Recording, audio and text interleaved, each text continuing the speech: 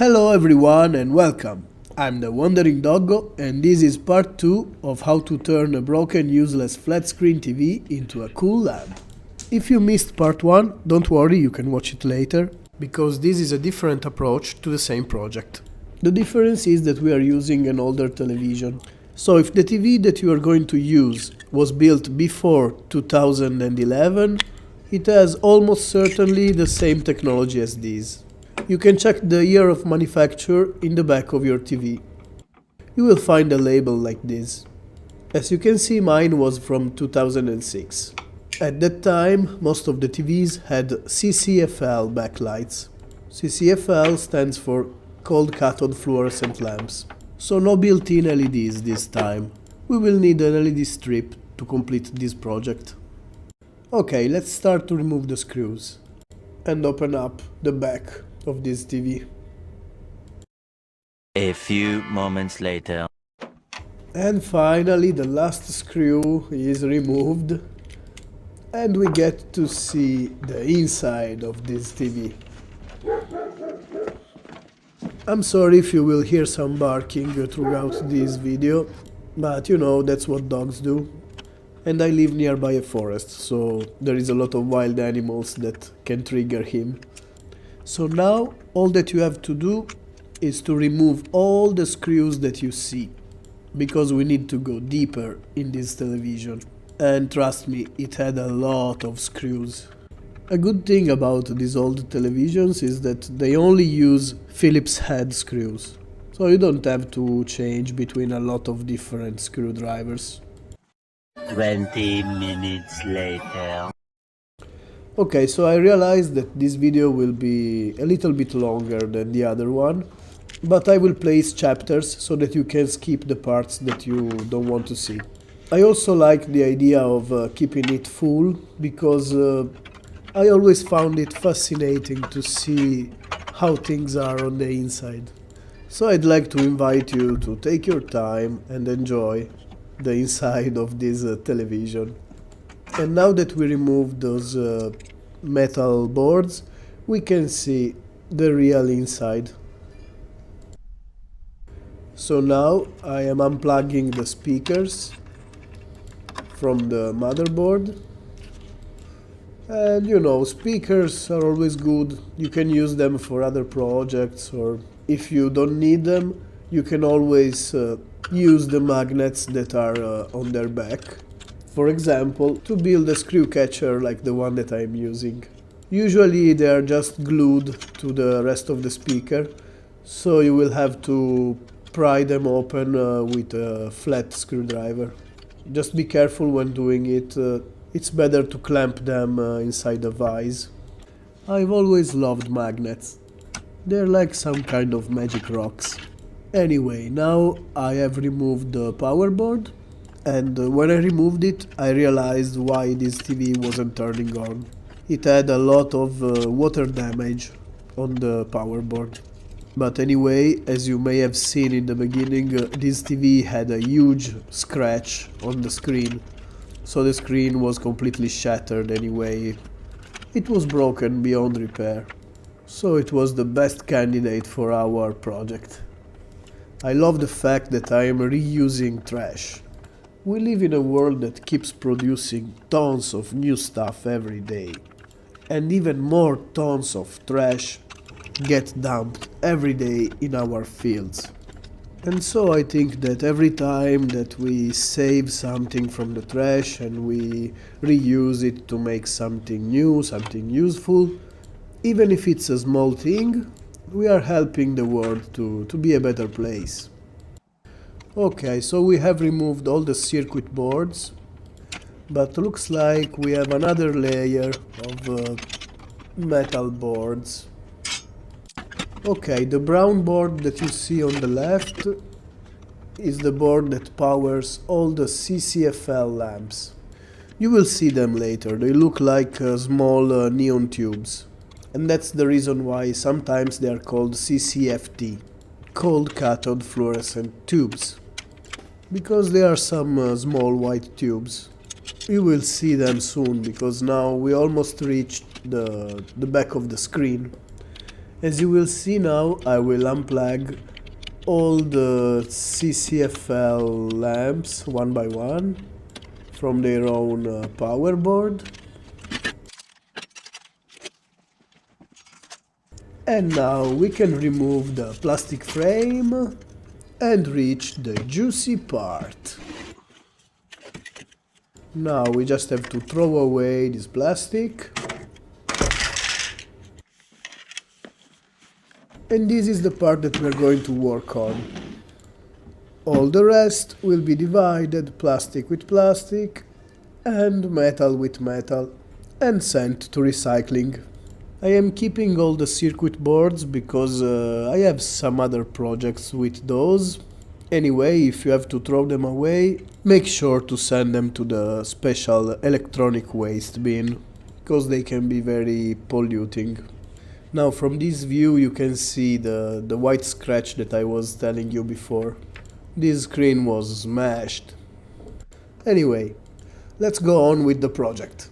As I told you in the beginning, we will need an LED strip. It will be our source of light. This one came also with this receiver for the remote, and it also has the power adapter, because these lights run at 12 volts, so they need a transformer. I bought the cheapest I could find. This kit cost me 5 euros and it's 5 meters of RGB lights. And well, I just bought the cheapest ones to show you the technique. But if you want to make a quality lamp, I highly recommend you to buy better quality lights, because these were dirty cheap, but also the way they work is cheap. I mean, I'm still satisfied with the end result, and I will use it as a secondary light for my videos. But keep in mind that the better the quality of the LED strip, the better will be the outcome of your project. Let me test the remote, and yeah, it works. Perfect example of Chinese quality, made from recycled condoms. But it's fine, I got what I paid for. I like the fact that they came with the transformer and everything. And now it's time for a short ASMR break.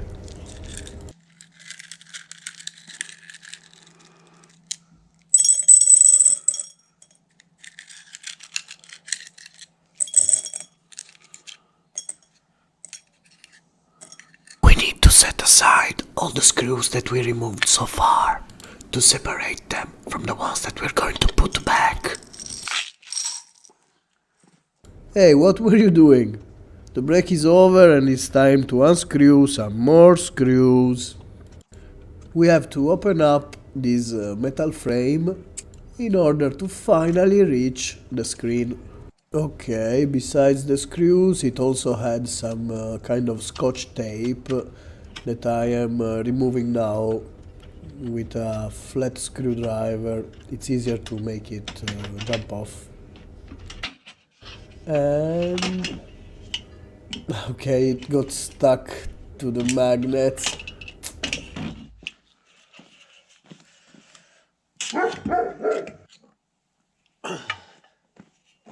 And we finally reached the screen. Now, if by any chance you wanted to keep the screen intact, don't do like me. Yeah, I completely smashed it enough. But it's fine because it was broken already and we didn't need it. And even this has to go in the special waste bin. Now, if you're enjoying watching this video, please put a like, as it really helps with the YouTube algorithm, and consider subscribing to my channel, so that you won't miss my new projects and you will help my channel grow. Thank you very much. Fun fact: the shiny part that you see on these circuit boards, it's actually gold. It is a very thin layer, but it's pure gold. It's not easy to recover it, but maybe in the future we should give it a try. So yeah, let's keep this. And after removing another round of screws, we can now carefully remove this frame. Be careful because it's fragile and we need this frame. Mine got a bit damaged, but it's still good. We can still use it. So now that we removed the frame, we finally reached the layers. The first one is a diffusion layer. And the second one is the Fresnel lens. It is probably the most important layer. These sheets help the light spread evenly across all the screen. They are very important, so don't throw them away, but place them on a flat surface in the correct order. This is another diffusion layer. And the last layer is an acrylic board, which is a little bit more thick. And now under this last layer, we can finally see the cold cathode fluorescent lamps. They are these little tubes. Sometimes they are made of glass and some other times of a kind of plastic. In any case, please be very careful because they contain mercury, so they are very dangerous for your health and for the environment. In this TV they were made of a kind of plastic and they were held in place by some little plastic brackets, and usually this plastic gets very fragile, so it will break easily when you pull them out, but it's not important, we don't need it. Just be careful with those white little cones, as they will help holding the layers in place. The reason why we don't want to use these lamps is because they consume much more energy than LEDs, and also the light they produce is not so bright. And so, now that we remove the lamps, we have space to place our LED strip.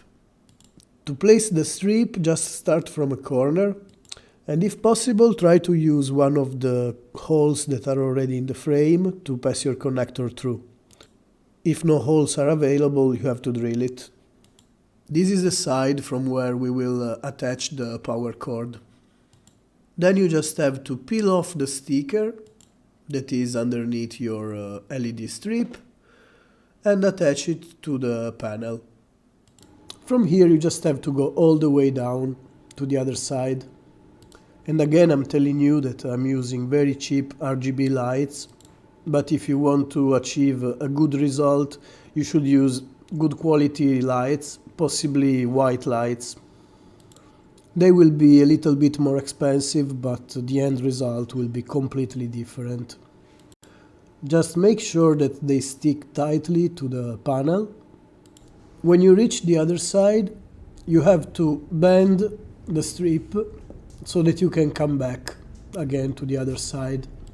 Of course, if you want to achieve a better result, instead of bending it, you can cut it where it is marked and solder another strip that goes down. But here I just wanted to show you the easiest way and the fastest way, so that even if you are not familiar with soldering, you can do it. Keep in mind that the more rows you will add, the more powerful the light will be. Here I've only placed 4 rows, but you can go for more, and it will increase the brightness of your screen. And of course, when you reach the opposite corner, you just have to cut it where it is marked. Each LED strip has got some marks with scissors that indicate where you can cut it without damaging the LEDs. If the bendings stick out, like in my case, you can use just some regular scotch tape to tape them down. Of course, with just a little bit of soldering, you could do a much better job than mine. But still, it will work anyway.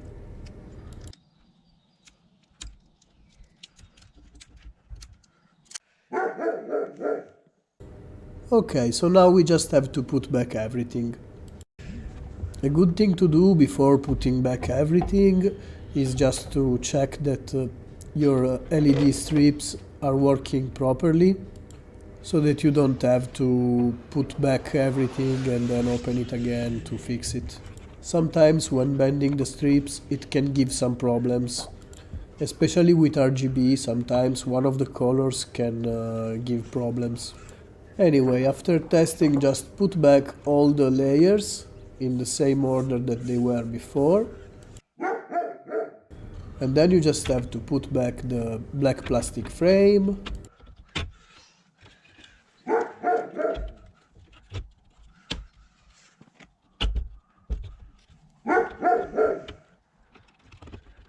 And now you can just put back all the screws and close the frame.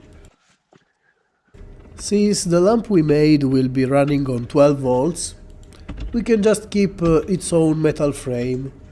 It is not dangerous to touch it. Otherwise, if you want to make it more nice, you can use whatever frame you want. From plastic to wood to anything that fits your place.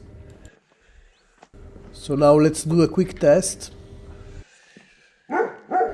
that I should have done earlier, but it's fine, it works. And then we can move inside in a complete darkness for a better test. As you can see, it's not very powerful, but still gives out a nice white light. The red is also very cool.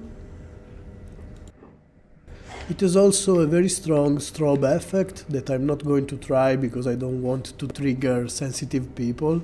But yeah, it's a good ambient light, even if it's not a strong one. Definitely use better quality lights if you want better results. And so, if you watched so far, thank you for watching. Like the video, share it with your friends, and don't forget to subscribe. I'm the Wandering Doggo. Peace.